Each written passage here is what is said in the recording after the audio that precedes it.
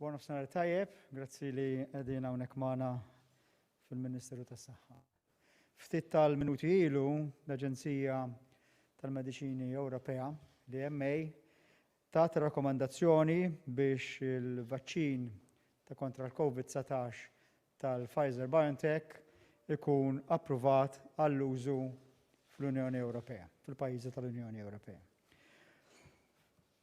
Fis-sigħat li ġejjin huwa mistenni illi l-Standing Committee tal-Kummissjoni Ewropea tieħu din ir-rakkomandazzjoni b'mod pożittiv. Fil-fatt jiena nista' ngħid illi aħna bħala Malta li għandna naturalment vot fuq tal-Standing Committee ħankunu qegħdin nilqgħu ir-rakkomandazzjoni tal-European Medicines Agency biex bekk huwa maħsub illi fis-sigħat li ġejjin il-Kommissjoni tagħti l-awtorizzazzjoni biex il-vaċċin tal-COVID tal-Pfizer BioNTech jintuża fil-pajjiżi Ewropej.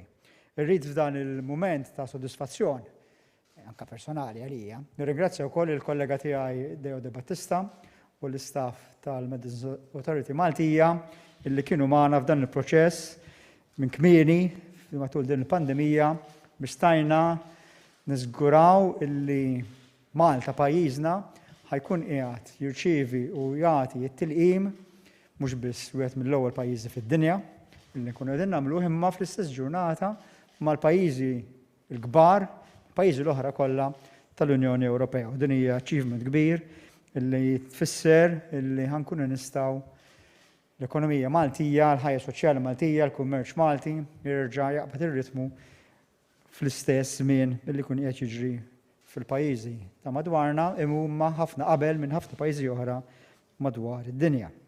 Għalhekk l-Onorevoli De Battista nirringrazzjah tax-xogħol li jagħmel anke f'dan il-qasam. Huwa maħsub illi nhar is-Sibt illi ġej huwa ppjanat issa wara li tkun pubblikata l-awtorizzazzjoni mill-Kummissjoni Ewropea illi nhar is-Sibt illi ġej Pfizer iwasslu f'Malta l-ewwel konsinja ta' 10,000 vaċċin. Nhar is-Sibt li ġej huwa maħsub huwa ppjanat li konna l-ewwel 10,000 vaċċin ġewwa Malta u mbagħad eluf oħra ta' vaċċin jaslu it-28 ta' Diċembru, ġifieri jumej wara, u kull nhar ta' tnejn jibdew nirċievu eluf ta' vaċċin sakemm naturalment inkunu mingħand il-Pfizer irċevejna 500,000 vaċċin li huwa rridu ngħidu ftit inqas mid-doppju ta' dak li kien mistenni skont il-kwota Ewropea illi tirċievi Malta. Aħna mal-Pfizer għamilna dawn in-negozjati minn kmieni biex bekk ħajkollna 500,000 vaċċin illi jaslu mingħand il-Pfizer. Ma daw ukoll għandna 100,000 vaċċin ieħor mingħand il-Moderna milli l-awtorizzazzjoni tagħhom hija mistennija li tasal fl-ewwel ġranet tas-sena l-ġdida. Mbagħad għandna miljun ieħor mingħand l-AstraZeneca u mijiet ta' eluf oħrajn mingħand il-kumpaniji l-oħrajn illi jaslu lejn aktar tard matul is-sena illi ġejja. Però allura peress li nhar is-Sibt jasalu l-ewwel konsinji ta' tilqim ġewwa pajjiżna, nhar il-Ħadd fid-9 ta' filgħodu ħankunu nhar il-Ħadd 27 ta' Diċembru, fid-9 ta' filgħodu ħankunu qegħdin nagħtu l-ewwel tilqima tal-ċittadin Malti ġewwa pajjiżna. Il-persuna li ħatkun qed tirċievi l-ewwel tilqima hija nurse li taħdem fl-Infectious Disease Unit fl-IDU ta' Mater Dei u magħha jkunu qegħdin jitlaqmu wkoll staff mill-ITU, staff ieħor mill-IDU, staff mill-emerġenza u staff minn dawk iswali illi qegħdin jieħdu ħsieb pazjenti li huma pożittivi bil-COVID. Eventwalment l-istaff kollu tal-Isptar Mater Dei ħajkun tlaqqam inkluż l-istaff tas-Samok. Mill-għada mit-28 ta' Diċembru ħankunu wkoll, ġifieri ovvjament inkomplu nlaqmu l-istaff ta' Mater Dei, ċara li mhux l-istaff ta' Mater Dei mhux se jitlaqqam kollu f'ġurnata waħda, imma jkun qed jitlaqqam fuq numru ta' ġimgħat. Fis-27 nkunu bdejna f'Mater Dei, fit-28 nibdu nagħtu t-tilqim l-istaff tal-kura primarja u dawk l-istaff li jaħdmu fl-swabbing centers madwar Malta u Għawdex. Fid-29 ta' Diċembru, dejjem ovvjament inkomplu nagħtu ta' Mater Dei u mbagħad nkun qed nagħtu tal-primary care, eċetera. Nibdew nagħtu tilqim ġewwa l-Isptar Ġenerali ta' Għawdex. U mbagħad f'30 ta' Diċembru, ġifieri dak kollha ġranet tal-ġimgħa d-dieħla, apparti li nkomplu nagħtu dawk li nkunu bdejna fil-ġurnata qabel, nibdu nagħtu tilqim l-istaff tal-Isptar Monte Carmeli u l-istaff tal-Isptarijiet Boffa, St. Thomas Hospital u Good Samaritan fejn ma ninsewx hemm pazjenti li huma pożittivi għal COVID u allura l-istaff ta' dawn l-isptarijiet nkunu qegħdin nlaqmuhom kmieni. Mill-ewwel ta' Jannar bejn l-ewwel u s-6 ta' Jannar mbagħad se nibdu nlaqmu l-istaff u l-pazjenti tal-St. Vincent de Paul Hospital tal-Isptar San Vincenz. Huwa maħsub li f'dik il-ġimgħa bejn l-ewwel u s-6 ta' Jannar dak is-sittijiem nlaqmu l-istaff u l-pazjenti kollha tal-Isptar San Vincenz. Kif ukoll fl-ewwel ta' Jannar jibdu ħirġien litri l-istaff mediku li jaħdem fil-isptarijiet u kliniċi privati, ġifieri l-tobba, nurses, fiżjara, eċetera, l-istaff li jaħdmu fil-komunità u fil-isptarijiet privati u fil-kliniċi privati biex jibdu jitlaqmu fil-ġranet li ġejjin. Fis-7 ta' Jannar nibdu noħorġu l-ewwel litri lill-pazjenti li għandhom il-fuq minn 85 sena. Dawn ħajrċievu itra li hija itra bħal di, invit li ħajkunu qegħdin mod ċar jkun hemm id-data, il-ħin u l-post ta' fejn persuna għandu jmur biex jieħu l-ewwel tilqima u d-data u l-ħin u l-post ta' fejn dik il-persuna trid tmur biex tieħu t-tieni tilqima. Huwa importanti li min jieħu jkun ħajmur għal din it-tilqima jieħu miegħu dan l-invit kif ukoll il-karta tal-identità. Ma dan l-invit tal-appuntament se jkun hemm ukoll ittra mingħand is-Superintendent tas-Saħħa Pubblika li tispjega l-importanza tal-vaċċin, kif jaħdem il-vaċċin, side effects issa jispjegawhom it-tobba li ħdejja llum biex wieħed ikun jista' jkun informat sew dwar it-tilqima li jkun ħajrċievi. Fuq l-invit tal-appuntament ukoll hemm numru ta' helpline illi aħna qegħdin nibdew ninvaraw mill-lum stess. Il-helpline huwa 145-145 illi għalkemm bħalissa m'hemmx għalfejn wieħed iċempel fuq, imma la darba jkun hawn jibdu ħerġin dawn l-inviti min ikollu jew xi mistoqsija illi jixtieq jagħmel dwar il-vaċċin jista' jċempel 145. Jew iżjed importanti wkoll illi min għal xi raġunijiet ta' saħħa ma jkunx jista' jieħu tilqima fid-data u l-ħin indikat jafżana biex nkunu nistgħu noħorġu appuntament ulterjuri. Ovvjament aħna nħeġġu lil kulħadd li jieħu t-tilqima kemm għal jieħu kemm għal dawk ta' madwaru. It-tilqima mhijiex se tkun mandatorja, ħatkun mingħajr ħlas, però f'dawk il-każijiet illi persuna jiddeċidi li ma jieħux it-tilqima nagħmlu l-appell biex xorta iċempel 145 ħalli d-doża tiegħu nkunu nistgħu nużawha fuq persuna u fuq klijent oħra. Dan huwa l-ewwel grupp ta' ċittadini, ta' residenti Maltin u Għawċin illi ħajkunu qegħdin jirċievu t-tilqim, ġifieri il-healthcare workers kemm fil-kura, kemm fil-servizz tas-saħħa pubbliku kif ukoll dawk fil-komunità u li jagħtu s-saħħa u li jagħtu servizz fis-saħħa tas-saħħa fil-kura privata, il-persuni li jgħixu li huma residenti fid-djar tal-anzjani ġewwa Monte Carmeli, kif ukoll dawk il-persuni ta' fuq minn 85 sena.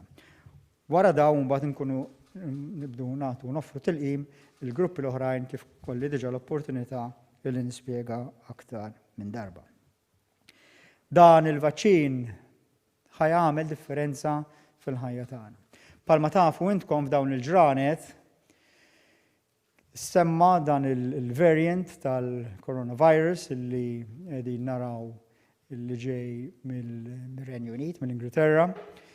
U aħna bħal maġġoranza tal-pajjiżi Ewropejn f'dawn l-aħħar sigħat ukoll ħriġna avviż, għandna kemm iffermajna legal notice jiena Superintendent tas-Saħħa Pubblika biex nwaffqu l-ivvjaġġar mill-Ingilterra b'mod temporanju sakemm tkun iżjed ċara x'inhi s-sitwazzjoni fuq dan il-vaċċin. Jidher li dan mhux il-vaċċin, dan il-virus, l-istrain il-ġdid ta' dan il-virus. Jidher li mhuwiex strain li huwa iżjed virulenti, ġifieri li jagħmel iżjed ħsara, però jidher li huwa strain li possibilment jittieħed iżjed b'mod faċli mill-strains illi kellna sa issa. Jidher ukoll mill-ewwel indikazzjonijiet li għandna, però tisiru aktar studji profondi illi il-vaċċin jaħdem ukoll fuq dana l-strain. Però naturalment wieħed dejjem mhux biss minħabba dal-strain imma anke minħabba l-COVID, il-coronavirus illi għandna fil-komunità tagħna jagħti l-parir, anzi aktar mill-parir, nitolbu għandna liġijiet illi noqogħdu attenti, noqogħdu responsabbli, nibqgħu nibżgħu għal xulxin, nibqgħu nuru solidarjetà ma' xulxin, dawn il-ġranet li ġejjin illi huma ġranet fejn se jkollna l-vaċċin ġewwa pajjiżna huma wkoll il-ġranet tal-miliet, ejja nagħtu l-ikbar rigali l-xulxin billi nkunu responsabbli lejn xulxin, billi nibżgħu għall-anzjani tagħna, nibżgħu li minnu vulnerabbli, nkomplu nżommu s-sitwazzjoni taħt kontroll, nkomplu naraw li l-isptarijiet tagħna u l-ITUs tagħna ma jkunux overwhelmed f'każijiet u dan nagħmluh billi kull wieħed u waħda minna nuru responsabilità. U dak illi aħna ngħidu fil-pubbliku huwa limitat, ġifieri kemm jinġabru nies fil-pubbliku, nibqgħu nżommu wkoll fid-djarna speċjalment f'dawn il-ġranet tal-miliet.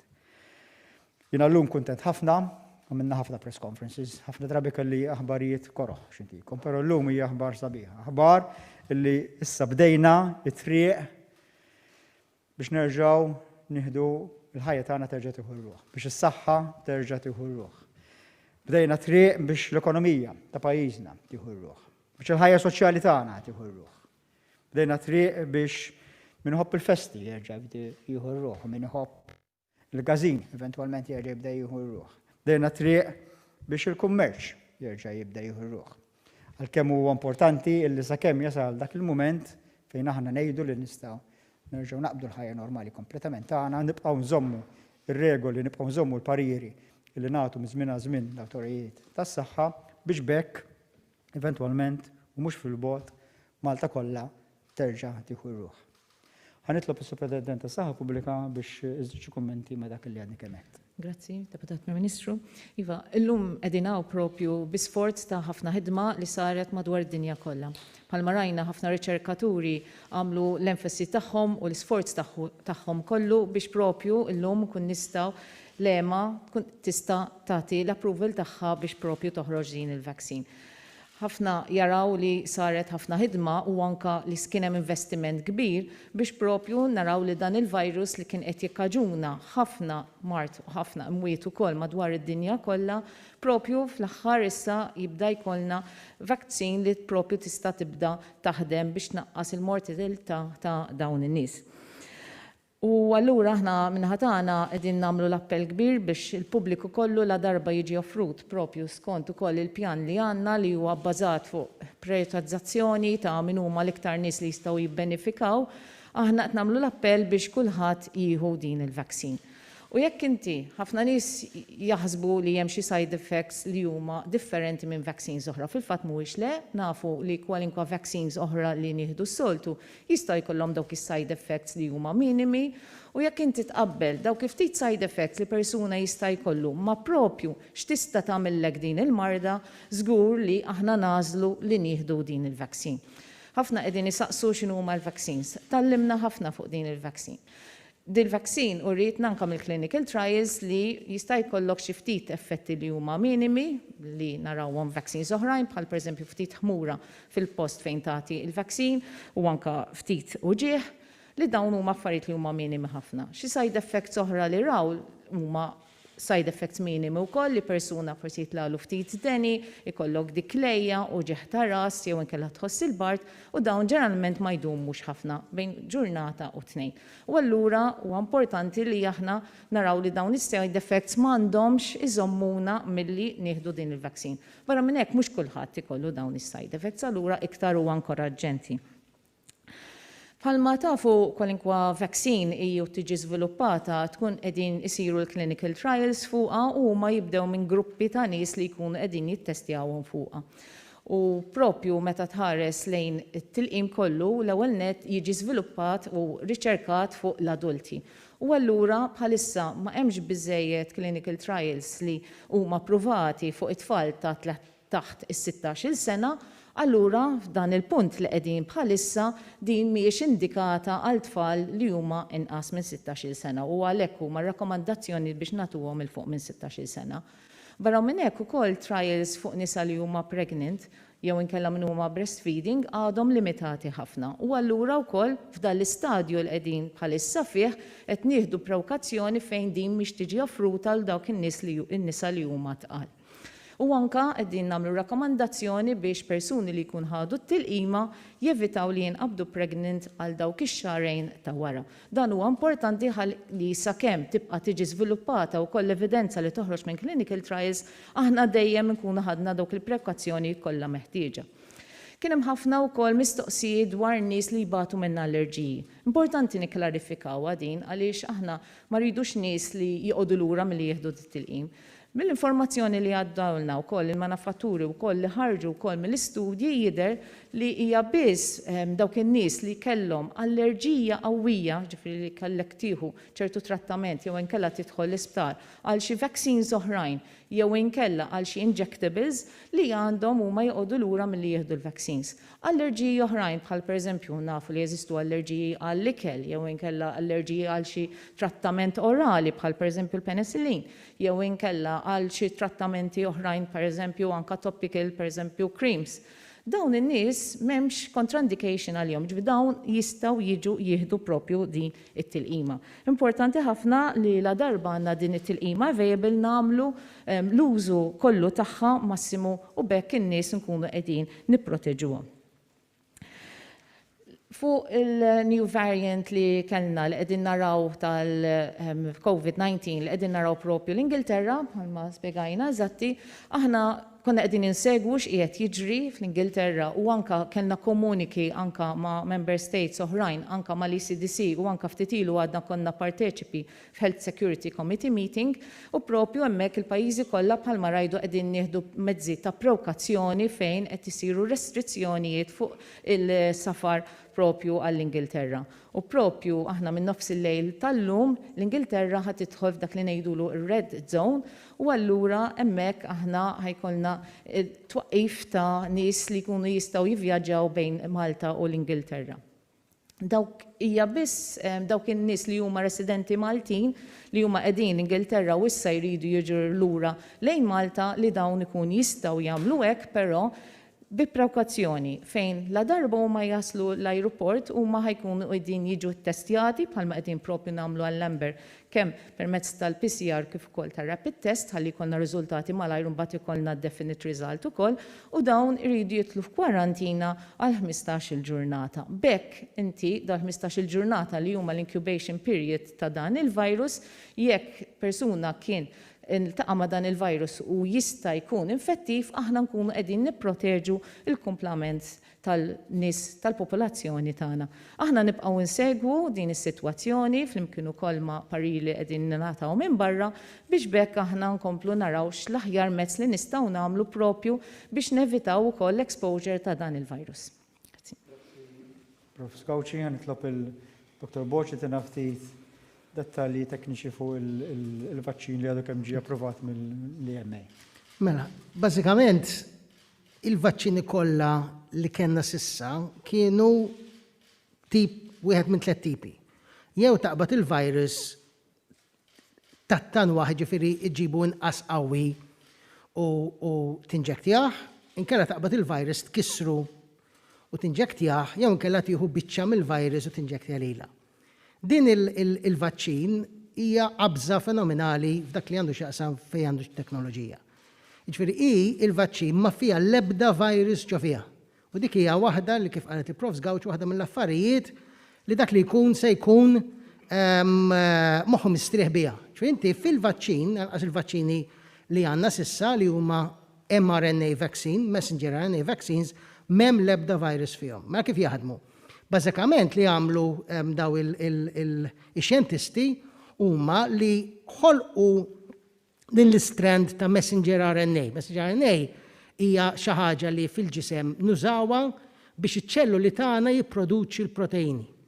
Il-messenger RNA ma tidħolx fin-nukleu taċ-ċelluli tagħna, tibqa' biss fuq barra.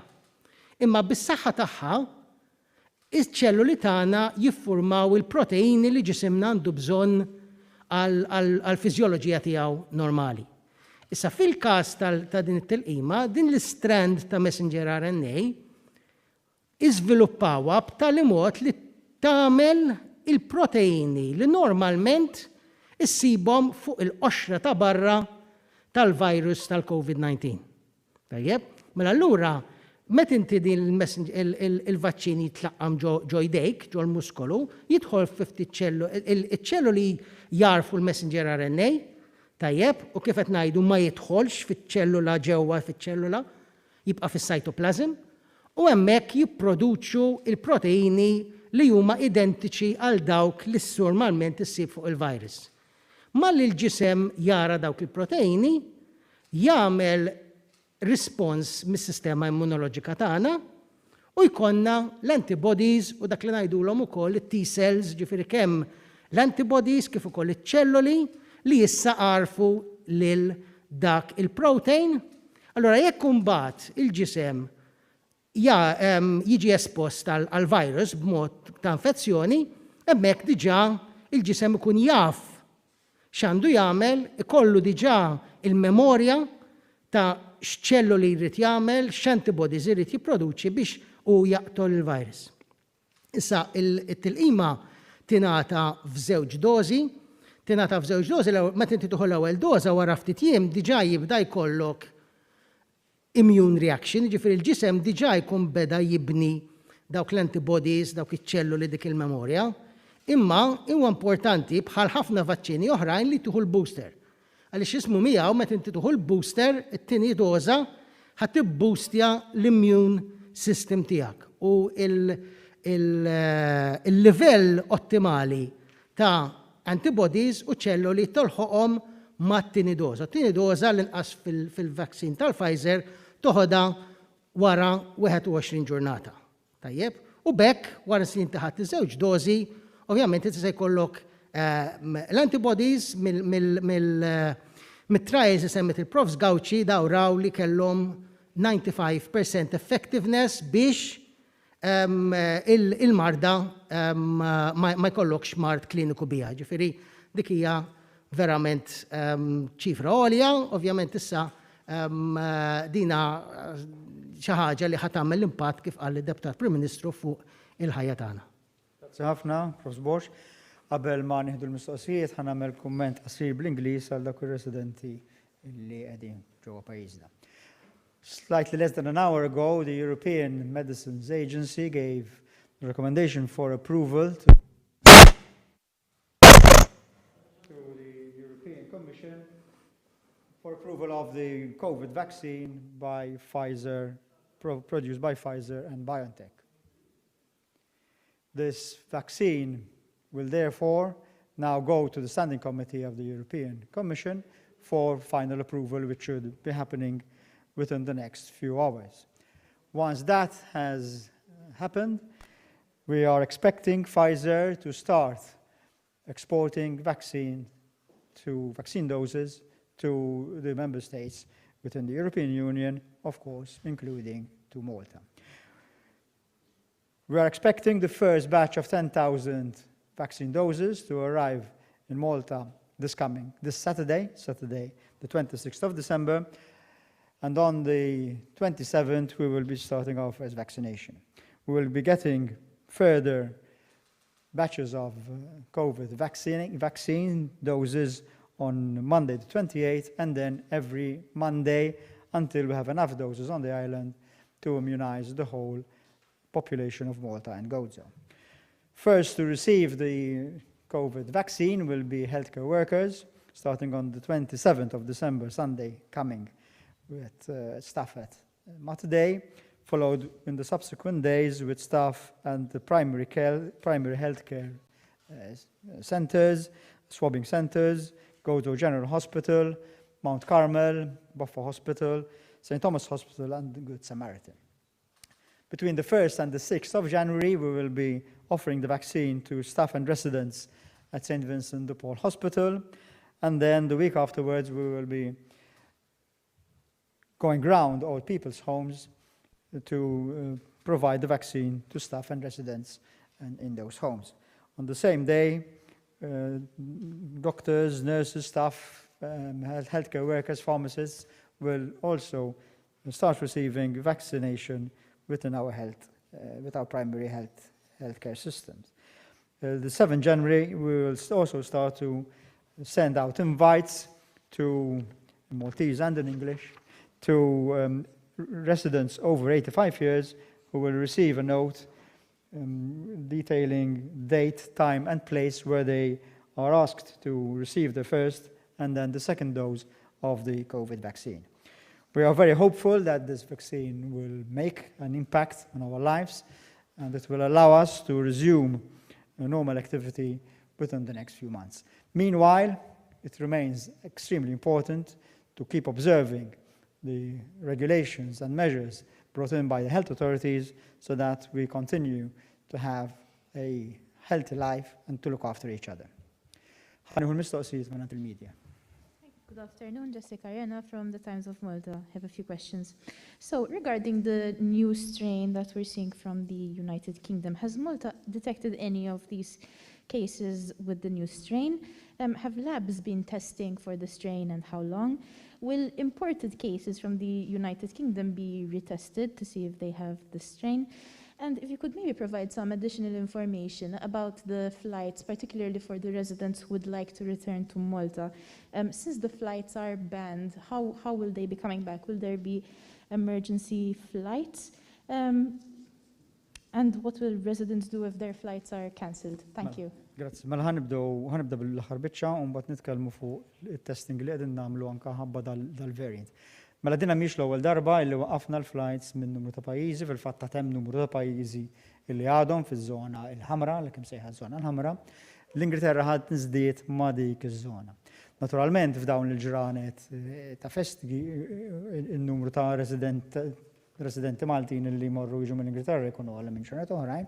U allura iva qegħdin nagħtu l-fakultà li dawk il-Maltin li nqabdu l-Ingilterra jkunu jistgħu jirritornaw lura imma jridu jagħmlu l-PCR test, ġifier kemm qabel ma jiġu u kif ukoll kif jaslu, u anke jekk it-testijiet ikunu negattivi jridu jagħmlu 15 kwarantina. Din il-ban tidħol fis-seħħ minn nofs il-lejl tal-lejla u fil-ġurnati li ġejjin ħankunu qegħdin nħabbru d-dettalji ta' kif palma ġara fil-fakta kmieni din is-sena dawk il-Maltin li jixtiequ jirritornaw ikunu jistgħu jagħmlu dan. Il-mod kif tinduna jekk il-każijiet pożittivi li qegħdin insibu u mhix tal-strain ġdida jew le, huwa tista' tgħidu mill-PCR testing. Sa issa ġewwa pajjiżna għad m'għandniex u għad ma sibniex każijiet ta' dan l-strain il-ġdid. Apparti il-PCR, aħna ħanibdew ukoll nagħmlu dik li jgħidu gene sequencing li hija mod ħafna żied dettaljat ta' kif tkun tista' ssib strains differenti u ħankunu qegħdin nieħdu sample ta' każijiet li jkunu pożittivi biex nittestjawhom dan is-sequencing. Dan ovvjament mhux biss isib jekk ikun hemm dan l-strain imma anke jekk ikun hemm xi strains oħra li s'issa ma nafux dwarhom.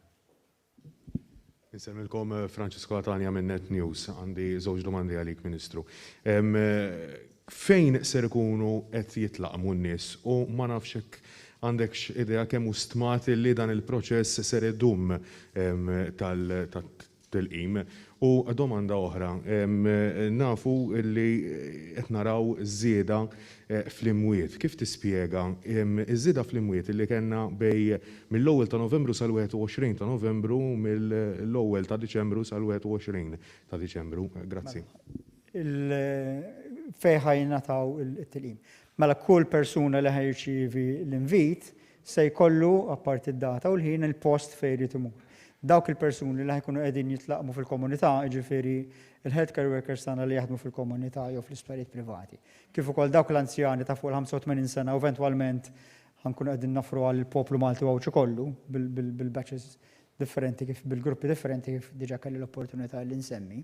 Kollha ħajrċievu l-appuntamenti ta' daw kollha ħajkunu qegħdin jitlaqmu fiċ-ċentri tas-saħħa. Il-persuni li jaħdmu fl-isptarijiet ħajkunu qegħdin jitlaqmu fl-isptar fejn jaħdmu huma stess, jiġifieri għandna l-arranġamenti biex il-preparamenti tal-vaċċin u t-tilqim isir ġew l-isptarijiet stess. L-istess dawk in-nies li jaħdmu fil-kura primarja ħajjieħdu t-tilqima fil-post tax-xogħol tagħhom u dawk l-anzjani li jgħixu fid-djar tal-anzjani jew San Vincenzi jew f'Monte Carmeli jew fl-Isptar Ġenerali ta' Għawdex ħajjieħdu t-tilqima ġew l-residenza fejn joqogħdu. Għandna numru ta' persuni illi huma housebound, illi huma ma jistgħux joħorġu minn darhom, ġeneralment ħabba raġunijiet ta' saħħa, eventwalment dawk ħankunu qegħdin immorru fid-djar tagħhom biex intuhom il-vaċċin hemmhekk. Kellek mistoqsija oħra dwar il-numru ta' mwiet, bħalma nafu f'dawn l-aħħar ġimgħat in-numru ta' każijiet attivi qiegħed jonqos. Ġifieri ta' kuljum qegħdin naraw li qegħdin ifiqu iżjed nies milli qegħdin jimordu u n-numru ta' nies ġodda li qegħdin jimordu jekk tieħu ġimgħa fuq ġimgħa qiegħed jinżel hija aħbar tajba. Sfortunatament l-imwiet, mhux sfortunatament, l-imwiet ġeneralment juru jindikaw dak li jkun ġara madwar 5 ġimgħat qabel. Ġifieri aħna qed naraw nies illi ħafna minnhom anzjani naturalment illi jitlu l-isptarijiet tagħna u biex joħorġu mill-ITU idumu ġimgħat. Issa jkun hawn min joħorġ fl-ITU għax ifiq u sfortunatament ikun hawn min jitlef ħajtu. Ma ġeneralment l-imwiet jirriflettu dak li konna qegħdin naraw madwar 5 ġimgħat, 6 ġimgħat qabel. Ministru Fearne, Professor Gawci, Dr. Borċ, nsalmilkom Liam Carter, Television Malta, għandi mistoqsija marbuta mal-aħbarijiet id-domina tal-varjant fir-Renju Unit. L-ewwel nett, fil-passat riċenti minn bdiet il-pandemija, dan kien l-ewwel varjant, kien hemm varjanti bħalu għalfejn forsi għaw dan itħassif u forsi xiktar viċin tagħna r-Renju Unit. Tieni mistoqsija, ħajkun hemm test tal-PCR u kwarantina, però dawn il-persuni li ħaslu mir-Renju Unit se jkunu f'iżolament wieħedhom mal-bqija tad-dar tagħhom. It-tieni mistoqsija fil-diskors tiegħek semmejt li l-vaċċin huwa l-bidu għat-triq lura għan-normalità. Xi jfisser dan għal forsi rilax ta' restrizzjonijiet? Kemm qed naraw li irid jgħaddi żmien forsi kemm irid jittawwal il-proċess tat-tilqim biex forsi nibdew lura normalità kif konna fuq qabel dawn ix-xhur. Grazzi ħafna. Mela, fuq il-varjant issa forsi iżid naqra Dr. Borċ, imma le mhuwiex l-ewwel darba li qegħdin naraw varjant. Fil-fatt varjant simili għalih għal dak li ħareġ fl-Unjoni fir-Renju Unit jeżisti u ħareġ fl-Afrika ta' isfel. Peress li l-vjaġġar mejn l-Afrika ta' isfel u Malta u l-Ewropa huwa limitat ħafna anke f'dawn iż-żminijiet fejn hemm restrizzjonijiet qawwija ma kellux effettu lejn in-naħa tagħna. Però varjanti oħrajn kien hemm ħafna minnhom mhumiex m'għandhomx konsegwenza. Dan huwa iżjed ta' interess għax jidher illi qiegħed iwassal lill-mikrobu jinferex iżjed b'mod iżjed faċli mill-mikrobu li kellna sa issa fil-komunità. Però Dr. Bosch forsi tiżid xi ħaġa. Grazzi, Deputat Prim Ministru. Kif qal Deputat Prim Ministru, ara, il-viruses minnhom infushom weħedhom jagħmlu dak li ngħidulhom mutation, ġifieri minn over time il-ġin il-nukleu tal-virus jinbidel. Bħalma pereżempju jinbidel l-influenza. L-influenza kull sena rridu nitlaqmu vaċċin ġdid għaliex minn staġun għal ieħor l-influenza tinbidel. U l-istess ħaġa kull virus inkluż il-coronavirus. Issa da ħafna minnhom daw il-variants ma għandhom l-ebda effett, ġifieri jew il-virus jibqa' kif inhu jew ikun inqas effettiv. Kultant imma jkun hemm mutation li bażikament tagħmlu iktar effettiv għal dak li qed jagħmel. Issa f'dal każ diġà pereżempju kien hemm variants oħrajn l-Olanda, kien hemm variants oħrajn il-Belġu, id-Danimarka smajna wkoll. So mhix ħaġa ġdida, imma hija l-ewwel darba minn mindu daħal korona li l-varjant jidher li forsi qed jgħin lill-virus.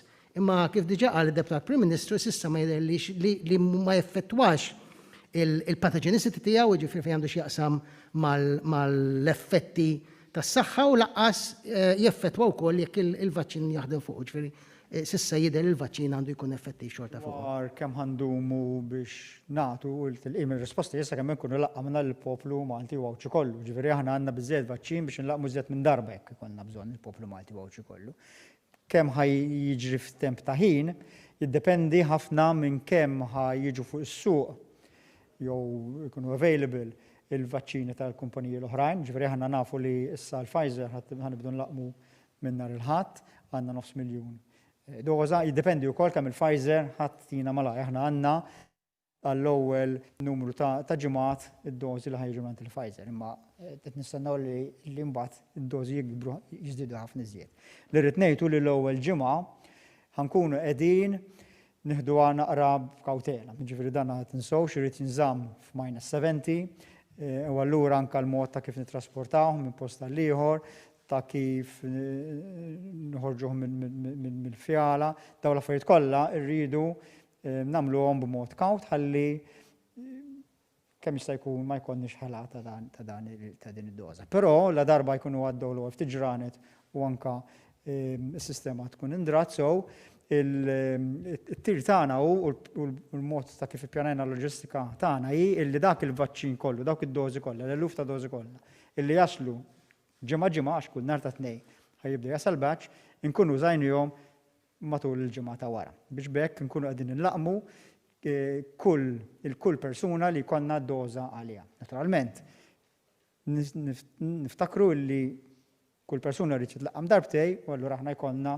dik it-tieni doża għal dak il-persuna li kun diġà l-ewwel tilqima in cold storage biex nużawha meta jgħaddu l-tliet ġimgħat. Good afternoon, Amy Borch minn Newsbook. Il-mistoqsija tiegħi din.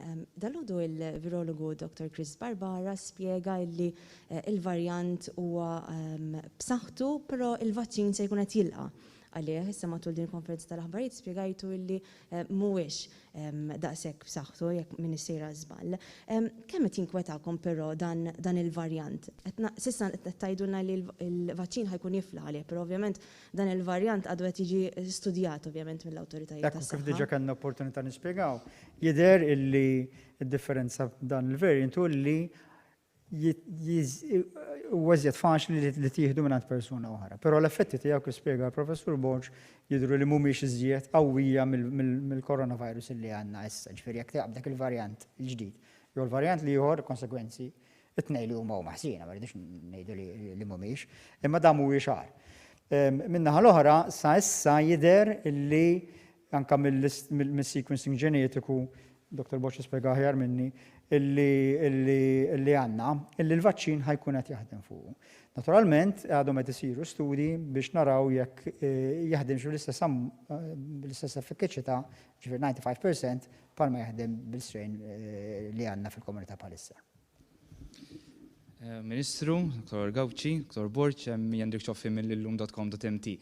Ministru, żewġ mistoqsijiet jekk ma jimpurtax. Inti diġà għamil taċċen ovvjament il-miliet, il-festi wara l-bib issa, jekk tarax li hemm lok anka xi restrizzjonijiet oħra f'dawn il-jiem tal-festi kif għamlu pajjiżi oħra anka fid-daw tal-fatt li rajna rapporti l-farmhouses f'għawdex kollha mimlin ovvjament biex ma jkollniex anka konsegwenzi f'Jannar fl-aħħar ftit ngħidu hekk issa il-vaċċini qed magħna.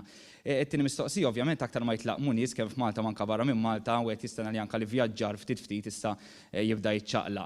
X'policy se jkun qed jadotta l-Gvern Malti jekk mhux se nkunu qegħdin nitolbu xi ċertifikazzjoni minn persuni li jkunu ħadu l-vaċċin, eċċetera.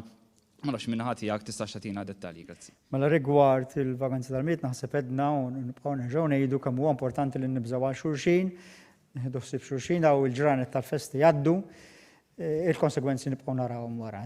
U kif qed kolli l-opportunità li nerġa' ngħid naħseb aktar minn darba waħda l-aqwa rigali li nistgħu nagħtu xulxin din is-sena hija li nibżgħu għal xulxin, u nibżgħu għas-saħħa ta' xulxin. Rigward jekk se jkun hemm l-obbligu illi wieħed ikun tlaqqam biex ikun jista' jivvjaġġa, dakka jidher illi hemm diskussjonijiet fuq żewġ livelli, hemm diskussjonijiet fuq il-livell ta' pajjiżi membri Ewropej biex niddeċiedu anke pożizzjoni komuni fl-Unjoni Ewropea, imma hemm ukoll diskussjonijiet għaddejjin jiena nifhem mill-IATA li hija il-Federazzjoni tal-Vjaġġaturi tal-ajru biex jaraw jekk huma jkunx hemm rekomendazzjoni tal-airlines illi mhux tal-pajjiżi. Ovvjament, ma jħorġu dettalji minn dawn il-diskussjonijiet iżjed inkunu f'pożizzjoni li nistgħu nagħtu parir lill-ċittadini. Però is-sistema tagħna ħatkun tali illi anke jekk dan il-bżonn jinħass jew kien hemm din il-ħtieġa illi jkollok dal-passaport biex ngħidu hekk tas-saħħa, is-sistema tagħna tkun tista' toħroġ, ġifieri jekk inti tkun ħadd it-tilqima anke jekk requirement tkun xhur oħra, tkun tista' toħroġ lok ċertifikat li inti ħadd it-tilqima u meta ħadta. Bgejt għandhom kellef mill-orizzont. L-ewwel mistoqsija. X'jiġri jekk persuna tkun tieħu l-ewwel doża u sakemm tieħu t-tieni doża tiġi f'kuntatt ma' persuna li għandha l-virus. U t-tieni mistoqsija, peress li l-vaċċin mhux se jkun obbligatorju, qed jissemma li 70% tal-popolazzjoni trid toħodha biex ħantek il-pandemija nelbuha. X'jiġri f'dak il-każ? Ħanitlob il-Superintendent tirrispondi. Bażikament jekk inti għandek persuna li ħa l-ewwel doża bħalma semmejna qabel inti għandek ċertu immunità bejt ieħor tal-Pfizer qegħdin jistmaw li tkun bejt ieħor 52% immunity. Kif inti tieħu t-tieni doża mbagħad ħattella dak il-maximum efficacy li inti qed tiġi wkoll stabbilita mill-istudji ta' 95%. U allura importanti ħafna li jekk għandek f'dan iż-żmien li inti għandek il-persuni li ġew esposti għal persuna li huwa pożittiv, dak il-persuna xorta jrid jieħu l-prekawzjonijiet meħtieġa u xorta jrid joqgħod kwarantina li aħna rridu nkunu qegħdin nipproteġu l-komplement tal-popolazzjoni u nies oħra li jkun qiegħed magħhom.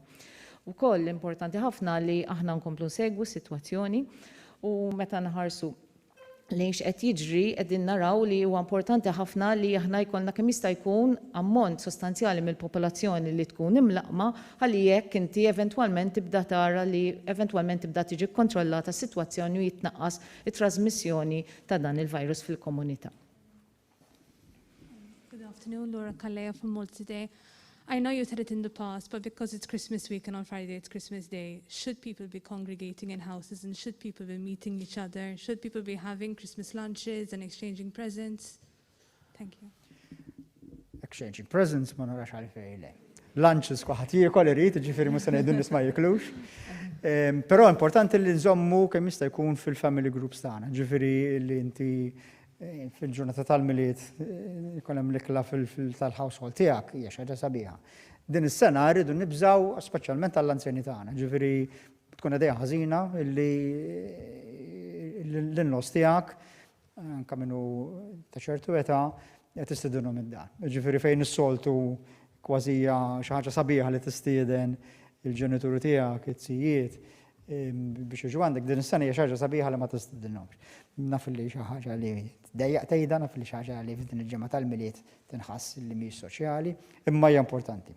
Il-miliet ta' sena d-dieħla jiġi b'dan il-vaċċin jiena fiduċjuż li nkunu nistgħu ngawduh, ejja nibżgħu għal xulxin biex nkunu f'pożizzjoni ta' saħħa tajba biżżejjed.